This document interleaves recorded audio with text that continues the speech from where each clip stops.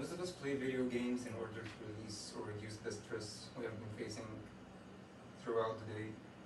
But does it influence us in a good way or a bad way?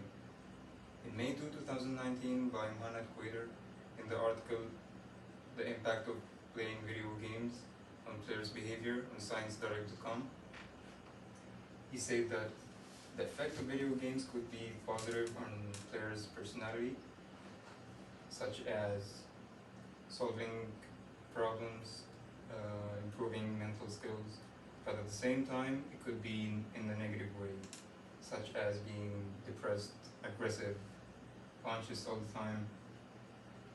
For me, as I'm into gaming, in a period of time of my life, I was getting mad all the time, depressed.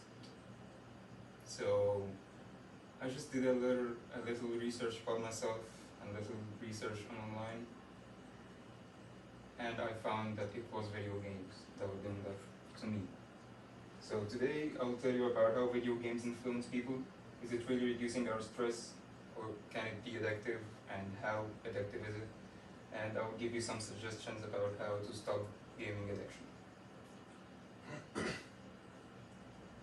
So, first of all, does video games reduce the stress or increase it? It actually depends on what game you are playing. Like if you are playing some sort of story mode games, or story mode games, it can actually reduce your stress. But if you are playing some online games or aggressive shooting games, it can make you aggressive, depressed, and anxious all the time. So it depends on what kind of game you play. How addictive are the video games, and how is it addictive? In July 17, 2019, by Density Visrostik, on article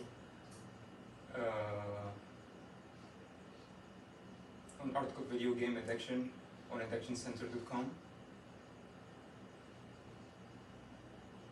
Actually, video games can be addictive just like drugs, because they both work the same. What happens is your brain, or the dopamine, releases in your body. So this is a hormone of happiness, so you will get happy, and by that way you will get addicted to video games. And June 7, 2021, on whattogetmy.com, they put some facts about video games here. Please give you a second to look at it.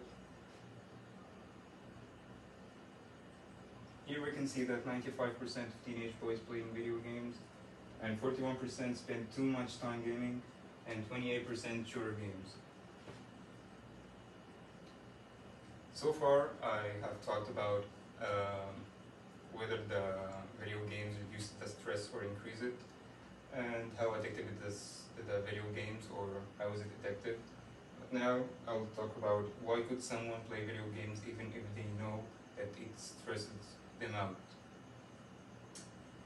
Maybe they could be going through some hard time, or maybe they could be escaping from reality, or maybe they could be addicted. So here it could be dangerous for her or him to continue playing. Right now I'll talk about finally how to control gaming addiction. First of all, the gamer should believe that he's doing something harmful for himself.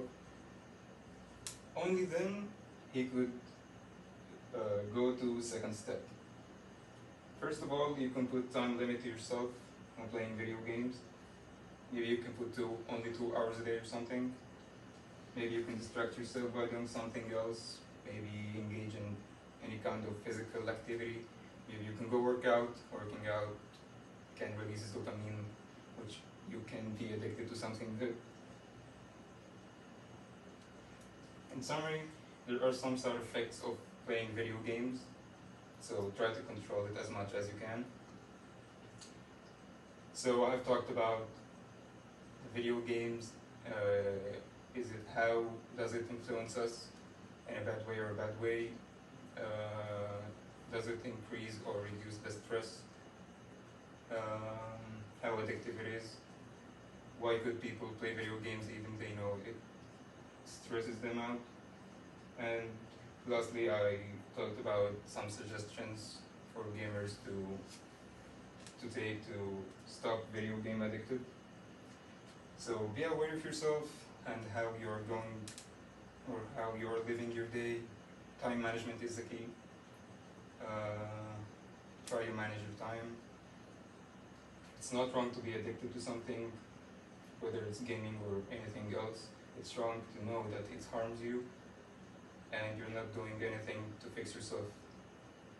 I hope you get the point of the presentation, and I hope you guys the best in your lives.